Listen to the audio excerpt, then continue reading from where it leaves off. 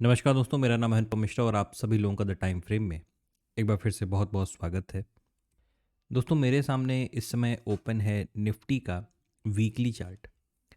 इस weekly chart को देखेंगे तो जैसे आपको महसूस होगा कि मार्केट का जो हम लोग का एक रेजिस्टेंस लेवल है, जो इमीडिएट एक पावरफुल जो रेजिस्टेंस है, वो तकरीबन 24,600 तक का है।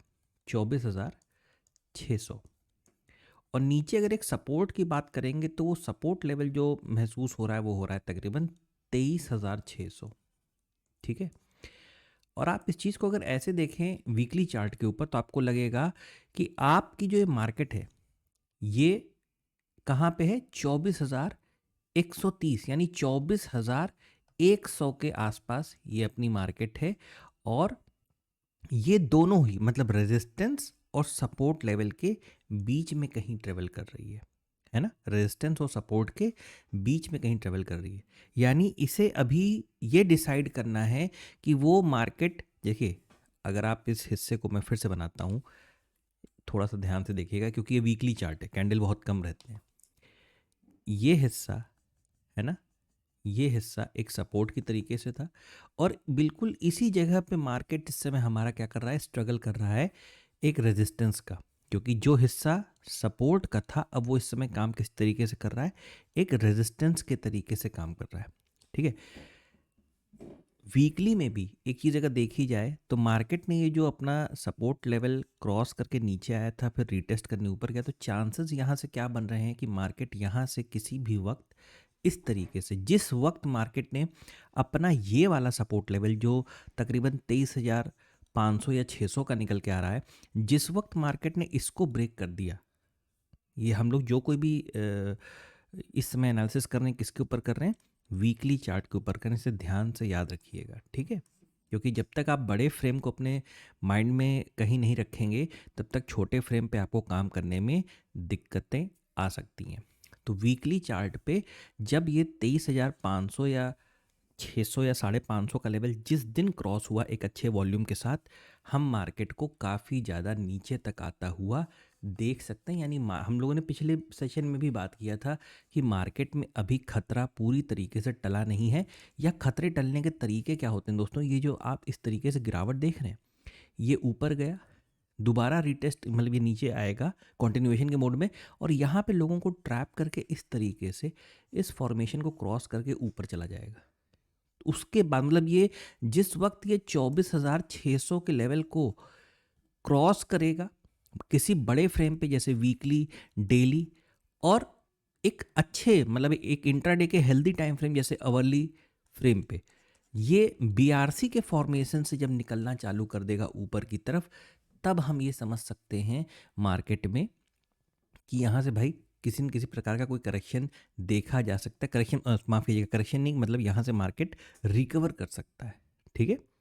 तो ये एक ऐसा फ्रेम होता है या एक ऐसा फेस होता है मार्केट का जहाँ से मार्केट के दोनों तरफ के रास्ते ओपन होते हैं। मतलब यहाँ से गिर रहा है तो इस तरीके का फॉर्मेशन बना के वो यहाँ से नीचे की तरफ भी आ सकता है और इस तरीके से ऊपर। लेकिन ये देखिएगा, अब जैसे मैंने बोला ना कि वीकली फ्रेम है, ये वीकली, ये चीज़ करने में ही कम से कम 4-5 महीना आराम से लग सकता है। ये पूरी प्रक्रिया को करने में ही अच्छा खासा 3 महीना 4 महीना आराम से लग सकता है। ठीक है। तो ऐसा तो है नहीं ना हम लोग उसके बाद ट्रेड करेंगे। हम लोग को तो ट्रेड जैसे जब जब बन रहा है डेली बन रहा है डेली करना है, जब जब बन रहा है तो हमें अपने ट्रेड को प्लान करना पड़ता है। तो ये चीज़ है हम लोगों के वीकली चार्ट के ऊपर जो फ़िलहाल अभी दिखाई दे रही है। हमेशा ये कोशिश करिए आप लोग, जब तक मार्केट किसी प्रॉपर रेंज में ना आ जाए, ठीक है। एक ये मैं उनके लिए बता रहा हूँ जो ऑप्शन बाइंग करते हैं। जब तक मार्केट एक, जैसे अभी हम लोग छोटे फ्रेम पे चलेंगे तो आपको पिछले दिन का एक बहुत अच्छा सिनेरियो नज़र आएगा। जैसे मैं एक कोशिश करता हूँ इसको आपको 1 घंटे के या 15 मिनट के चार्ट पे ले जाने की। ठीक है, रुकिए मैं बताता हूँ। दोस्तों ये है आपके सामने 15 मिनट का टाइम फ्रेम। मैं डायरेक्ट डायरेक्ट वीकली से 15 मिनट पे इसलिए आया क्योंकि मार्केट में आप देखिएगा मार्केट कितना शानदार तरीके से एक, आप लोग को याद भी आ रहा होगा कि हम लोगों ने पिछले वाले सेशन में बात किया था कि जब तक पिछले पिछले माफ़ कीजिएगा, कि जब तक मार्केट ये या तो ये पूरा 24,400 450 का ये लेवल, ये पूरी तरीके से मार्केट है तो क्रॉस कर दे, वरना मार्केट का जो एक कॉन्सेप्ट मैंने बता रखा है पैटर्न को लेके, या तो पैटर्न 100% कंप्लीट होता है और अपने नेचर को क्या करता है, फॉलो करता है। ये इसकी पहली शर्त। दूसरी क्या है, दूसरी क्या होती है, दूसरी होती है या तो वो 60-70% तक का बन के क्या होता है, फेल हो जाता है। ठीक है, आप देखिए यहाँ पे इस चीज़ को अगर आप देखेंगे ना, तो मार्केट ने एक फॉर्मेशन क्रिएट किया, लेकिन क्या हुआ, ये फेल हो गया। और क्या ये पहली बार हो रहा है? नहीं, ये पहली बार नहीं हो रहा है दोस्तों। मार्केट इस चीज़ को, अगर मैं अवर्ली चार्ट लगाऊंगा ताकि आपको एक ही फ्रेम में पूरा चार्ट दिखाई दे, ये देखिए, ये देखिए फेल हो गया, ये देखिए ये भी फेल हो गया, ये left shoulder head right shoulder ये भी फेल हो गया। ठीक है, तो अलग अलग फ्रेम पे इसीलिए कहा जाता है, अलग अलग फ्रेम पे अलग अलग पैटर्न का डेवलपमेंट होता है। ठीक है, लेकिन हमेशा ये भी कहा जाता है कि बड़ा फ्रेम और बड़े फ्रेम का पैटर्न बहुत इंपॉर्टेंट होता है, उसे हमेशा दिमाग में रखिए। चलिए लेवल्स को, मतलब ये ड्राइंग्स को ऑन कर लेते हैं। कुछ खास नहीं बनी है, सारी ड्राइंग को डिलीट करते हैं, फिर से ड्राइंग बनाते हैं। ये देखिए, ये हमारे पास लेवल है जो हमारे लिए एक बहुत ही अहम रेजिस्टेंस, यानी 24,600, 24,600 हमारे लिए एक बहुत ही अहम रेजिस्टेंस लेवल है। इस पे मार्केट काम कर रहा है। और नीचे की तरफ एक सपोर्ट लेवल अगर हम यहाँ पे क्रिएट करें तो क्या है, वो आ जाएगा, वो आ जाएगा दोस्तों तकरीबन तकरीबन कुछ ऐसा, इसको मान लेते हैं 23,450, 23,450 और तकरीबन 24,600। ठीक है, ये रेजिस्टेंस, ये सपोर्ट। आप इस समय कहाँ हैं, आप मार्केट के ऊपरी तक, मतलब इसके एक हाफ पार्ट को अगर कंसिडर किया जाए तो आप जैसे इस एरिया ये था वैसे ही आप यहाँ पे ट्रेवल कर रहे हो। ठीक है, ये बात भी की गई थी कि मार्केट अगर 1-2 दिन के अंदर इस लेवल को क्रॉस नहीं करता है तो शायद इस पूरे हिस्से में दोस्तों मार्केट यहाँ पे एक टाइम करेक्शन वाला पार्ट करे और उसके बाद दोबारा नीचे की तरफ आना चालू कर सकता है। तो देखिए अभी डेली चार्ट पे आप देखोगे ना, तो चीज़ें शायद इतनी ज़्यादा क्लियर आपको नहीं है। बस यहाँ पे क्लैरिटी किस चीज़ की है, अगर सिर्फ इतने हिस्से को देखा जाए, सिर्फ इतने हिस्से को देखा जाए तो ये वाला पूरा हिस्सा कैसे काम करेगा, एक रेजिस्टेंस के तरीके से, राइट। और ये कौन सा, ये एक बहुत माइनर सा रेजिस्टेंस है। ठीक है, लेकिन इसके ऊपर एक जो अच्छा रेजिस्टेंस है वो यहाँ पे, यानी 24,600 वाला। ठीक है, तो मार्केट जब तक ये लेवल और ये लेवल दोनों नहीं क्रॉस कर देता तब तक थोड़ा बाइंग साइड की तरफ ट्रेड को प्लान करना इतना बढ़िया मूड माहौल बनेगा नहीं। और आप इस चीज़ को समझेंगे कहाँ पे, जब आप इसे 15 मिनट के चार्ट पे ले जाएंगे या 1 घंटे के चार्ट पे। मैं 1 घंटा लगा देता हूँ। ये देखिए, अगर आप इस 1 घंटे के चार्ट को देखेंगे दोस्तों, तो मार्केट ने आपको क्या दिया था, ये यहाँ पे एक स्विंग डेवलप किया और यहाँ पे, लेकिन जैसे ही मार्केट ने इसको हटाया, एक बहुत ही बढ़िया, इसीलिए मैं कहता हूँ एक ऑप्शन बायर को हमेशा मार्केट में वेट करना चाहिए। एक ऑप्शन बायर को मार्केट में वेट करना चाहिए और एक ऑप्शन सेलर को मार्केट का डायरेक्शन, बात को समझिएगा, दोनों तरीके के लोग होते हैं ना। ऑप्शन सेलर को मार्केट का डायरेक्शन पहले से ही कंफर्म होना चाहिए कि उसको किस तरफ के ट्रेड को प्लान करना है। जैसे अगर आप इससे पहले वाला जो वीडियो था उसमें अगर आप देखोगे जाके, तो उसमें हम लोगों ने बात की थी ना कि ये हिस्सा अब एक सपोर्ट की तरीके से काम करेगा। जहाँ पे हमें क्लोजिंग मिली थी, ये पूरा हिस्सा एक सपोर्ट की तरीके से काम करेगा और आगे भी जाके उसने सपोर्ट की तरीके से काम किया। और ये भी बात हुई थी कि ये जो फॉल आया है ना, ये एक हाफ पैटर्न के तरीके से रिएक्ट कर सकता है। तो यहाँ पे सेलिंग की तरफ मत आ जाइएगा। कब आइएगा, तब आइएगा जब मार्केट इसे इस तरीके से दोबारा नीचे की तरफ, इस पूरे सपोर्ट लेवल को दोबारा नीचे की तरफ क्रॉस करेगा। और वो लेवल अब आपके लिए कौन सा बनेगा, वो लेवल कहीं ना कहीं बनेगा, ये इसे आप मार्क कर लीजिए, क्योंकि यहाँ पे बायर्स ने अपने एसएल लगा दिए होंगे, यानी 24,900 और 24, माफ़ कीजिएगा, 23,900 और 23,850। लेकिन फिर खेल वही आ जाएगा।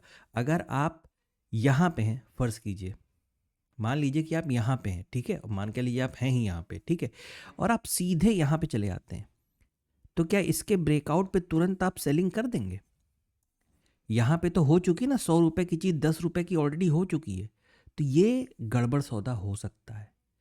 तो आपने क्या करना है, अगर ये चीज़ यहाँ पे आती है, रेंज बनाती है, टाइम बिताती है, या इसके नीचे आ जाती है और टाइम बिताती है, दोनों केस, ये पहला सिनेरियो, ये दूसरा सिनेरियो, ठीक है, और उसके बाद नीचे आता है, तो आप सेलिंग करिए। उससे क्या होगा, आपका जो स्टॉप लॉस होगा वो भी बहुत छोटा सा बनेगा। यानी आप इसी किसी लेवल के ऊपर अपना एसएल प्लांट कर सकते हैं और यहाँ से नीचे की तरफ आप सेलिंग को देख सकते हैं, ठीक है। दूसरा सिनेरियो, ये तो चलिए नीचे की तरफ का हो गया। दूसरा सिनेरियो क्या होगा, दूसरा ये होगा कि मार्केट हो सकता है यहाँ से थर्ड लेग का फॉर्मेशन देने के बाद, बात को समझिएगा, थोड़ा यहाँ पे रेंज बनाए इस तरीके से, ठीक है, और उसके बाद यहाँ से डायरेक्ट ऊपर की तरफ निकलना चालू कर दे। तो ये जो एक ट्रेंड लाइन आ रही ना, यहाँ पे हम लोग क्या करते हैं, बना लेते हैं, ठीक है, कुछ इस तरीके से हम लोग यहाँ पे डेवलप कर लेते हैं, ऐसे, ये हिस्सा, ठीक है। तो आपको क्या नज़र आ रहा है, आपको नज़र आ रहा है कि मार्केट इस ट्रायंगल फॉर्मेशन में, है ना, इस ट्रायंगल फॉर्मेशन में कहीं ना कहीं फंसने की कोशिश कर सकता है या रेंज में जा सकता है। उसके बाद डिसाइड कर सकता है कि उसे ऊपर की तरफ निकलना है या नीचे की तरफ निकलना है, ठीक है, क्योंकि मार्केट ने एक ऑलरेडी ऑप्शन बायर के लिए बहुत अच्छा मूवमेंट इस दिन दे चुका है वो, ठीक है। तो आपको किस चीज़ का वेट करना है, अगर आप एक ऑप्शन बायर हैं तो आपको एक अच्छी रेंज का वेट करना पड़ेगा, ठीक है। चलिए चलते हैं सीधे बैंक निफ्टी की तरफ। ये देखिए, बैंक निफ्टी के केस में हम लोग ने क्या बात, बैंक निफ्टी के केस में हम लोग ने बात की थी, देखिए धीरे धीरे धीरे धीरे करके वो क्या कर रहा है, अपने हम लोग के जो भी लेवल्स यहाँ पे बने हुए थे, 51,950, 51,850, 51,650, तो 650 तक तो नहीं आया, लेकिन वो इसी में बेचारा स्ट्रगल कर रहा है, इसी में वो बहुत बुरी तरीके से स्ट्रगल करता जा रहा है। और अब ये ट्रेंड लाइन कैसी हो जाएगी, ये ट्रेंड लाइन को आप इस तरीके से कर दीजिए, ठीक है। क्यों कर दीजिए इस तरीके से, क्योंकि मार्केट ने देखिए हल्का सा देखिए एक स्विंग जैसा आपको महसूस हो रहा होगा, ठीक है, एक स्विंग जैसा क्या हो रहा है, महसूस हो रहा होगा। तो अब आप अपनी ट्रेंड लाइन को पहली बात एडजस्ट कर दीजिए। दूसरी चीज़, इस फ्रेम को हम लोग थोड़ा सा चार्ट को छोटा करते हैं, एक काम करते हैं, इसे हटा देते हैं, इस ट्रेंड लाइन को फिलहाल के लिए हटा देते हैं। ऊपर से एक ट्रेंड लाइन आपको आते हुए नजर आ रही थी। देखिए बैंक निफ्टी को मैं बहुत ज़्यादा फोकस नहीं करता, इसलिए मैं उसकी ड्राइंग मेरे से नहीं हटती है, ठीक है, तो ड्राइंग बनी बनी रहती है, लेकिन निफ्टी को पढ़ाता हूँ बहुत अच्छे से, तो इस वजह से वो हट जाती है। ये सीधा ब्रेकआउट हुआ, ठीक है। ब्रेकआउट के बाद मार्केट क्या कर रहा है, एक रिट्रेसमेंट या रीटेस्ट के फेस में जा सकता है, और वही चीज़ यहाँ पे हम लोगों को मार्केट में फिलहाल दिखाई दे रही। तो अगर एक माइनर स्विंग की बात करें, ठीक है, तो यहाँ पे मार्केट ने क्रिएट किया है, और यहाँ पे, ठीक है। देखिए मैं आप लोगों से बोला भी था कि अगर मार्केट डायरेक्ट इस लेवल को क्रॉस करेगा, ये जो रेजिस्टेंस आप ग्रे कलर का रेजिस्टेंस देख रहे हैं, अगर मार्केट इसे डायरेक्ट क्रॉस करता है, बाइंग मत करिएगा। भले बहुत सारे लोग शायद हो सकता है इस कैंडल को देख के ट्रैप हुए हो या कुछ उनको ऐसा महसूस हुआ हो, लेकिन नहीं दोस्तों, जब तक यहाँ पे मार्केट इस चीज़ को ब्रेक करके रीटेस्ट नहीं करता और दोबारा ऊपर की तरफ नहीं जाता, तब तक आपको बाइंग तो नहीं करनी चाहिए मेरे ख्याल से, ठीक है। ठीक उसी तरीके से अगर इस चीज़ को अभी देखा जाए स्क्रीन पे, बैंक निफ्टी के चार्ट को, तो हम लोगों ने एक ट्रेंड लाइन को ब्रेक किया था, हम एक रिट्रेसमेंट के फेस में हैं। तो फिलहाल अभी हमें मार्केट में यही चीज़ चाहिए कि हमें ऊपर की तरफ से तो एक स्विंग तकरीबन तकरीबन क्या हुआ, मिल गया है। ये बहुत माइनर सा स्विंग मार्केट ने क्रिएट किया, हो सकता है अपने नियरेस्ट स्विंग को ब्रेक करके वो दोबारा और नीचे की तरफ आ जाए, है ना। अगर मार्केट इस चीज़ को ब्रेक, देखिए एक थोड़ा सा जूम कर देता हूँ, इस चीज़ को अगर मार्केट ब्रेक करता है तो समझ लिए कि हमारा जो 51,650 वाला लेवल है वो भी मार्केट अचीव कर देगा, और हो सकता है जो ट्रेंड लाइन है इसका सपोर्ट लेने के लिए नीचे तक आ जाए। फ़र्ज़ कीजिए अगर मार्केट यहाँ से ऊपर चलने लगता है, तो आपको वेट एंड वॉच की सिचुएशन में मेरे ख्याल से बने रहना चाहिए। वेट एंड वॉच की सिचुएशन में इस वजह से कह रहा हूँ, क्योंकि जब तक मार्केट इस पूरे स्विंग को और ये मान लीजिए ऊपर आ गया तो एक ठीक ठाक स्विंग बना देगा, इस स्विंग को जब तक मार्केट ब्रेक ना कर जाए, चाहे ऊपर की तरफ चाहे नीचे की तरफ, तब तक बैंक निफ्टी के केस में वेट एंड वॉच की सिचुएशन मेरे ख्याल से बनी रहेगी, क्योंकि बैंक निफ्टी में क्लैरिटी तभी आएगी दोस्तों जब बैंक निफ्टी या तो इस रेजिस्टेंस लेवल को दोबारा पूरी तरीके से क्रॉस कर जाए, या तो यहाँ से जो ट्रेंड लाइन का डेवलपमेंट होगा, ठीक है, मैं ऐसे हाथ से फ्री हैंड बना रहा हूँ इसलिए थोड़ा सा परफेक्ट नहीं आएगी, ये यहाँ से मार्केट इस तरीके से ऊपर जाके जैसे ये आएगा तो फिर आपको यहाँ पे कोई ना कोई ट्रेड देखने को मिल सकता है। उसके बाद मार्केट डिसाइड करेगा क्या उसे इसी ट्रेंड लाइन के और ज़्यादा नीचे आना है या यहाँ से दोबारा ऊपर की तरफ चलना है। ठीक है, तो थोड़ा सा टाइम आप बैंक निफ्टी में अभी और दीजिए मेरे ख्याल से। दोस्तों ये था एनालिसिस निफ्टी और बैंक निफ्टी का कल के लिए यानी मंडे के लिए। आशा करता हूँ आपको एनालिसिस समझ में आया होगा, अच्छा लगा होगा। दोस्तों अगर आपको एनालिसिस अच्छा लगे तो please like, subscribe and share my channel. धन्यवाद, नमस्कार।